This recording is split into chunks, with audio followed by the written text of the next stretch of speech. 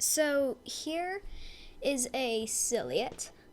At first, I thought it was a paramecia, but if you look closely at its nucleus, there is no contractile vacuole, which means this is not a paramecium. This is some other ciliate. Please comment if you know what this is. So, looking at it closer, it also lacks the correct organelle that would say it's a paramecium. That's just another reason why I can rule out this being from the genus Paramecia. But on it, you can see two small diatoms. They are both still living. So this may actually be an asymbiotic relationship where those diatoms are actually providing sugar to this organism and are safe. A symbiotic relationship would be more intentional, but this is something that has just been eaten. You can see it squirming around here, and that next to it is a formation of diatoms. I took a lot of bright field footage because I thought it actually looked a bit better in bright field than it did in dark field because not all of the details were captured with the camera. And this seems to give a bit more contrast.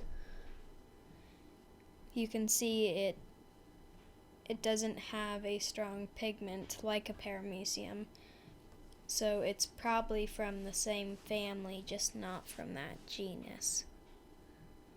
I will look into it myself, but I would like it if anyone has a suggestion on this, the identification of this, please comment it. And here's my first set of dark field footage. You can see that those diatoms inside of it, those are still living diatoms.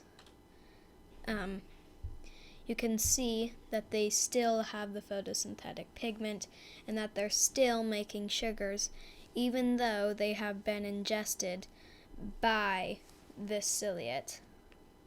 And you can see a few other things that are inside of it, which I don't believe are actually part of the nucleus or anything that has to do with this cell. You can see it squirming around here.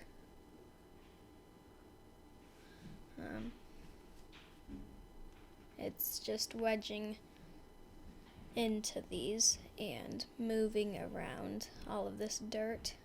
There's another little protist smacking into it, and there's a lot of diatoms on this slide if you've noticed, which makes sense why this has diatoms in it.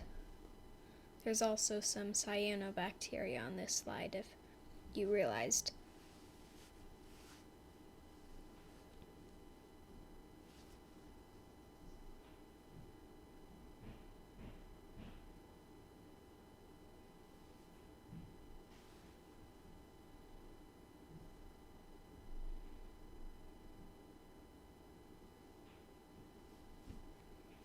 So this is nearing the end of the video, but I still have one more clip I want to show. Here is the clip. You can see it here in a higher frame rate footage that is lower resolution, but it's sometimes helpful to have higher frame rate. But I think the other footage in this may have actually upscaled to this frame rate, so this might actually not matter that much.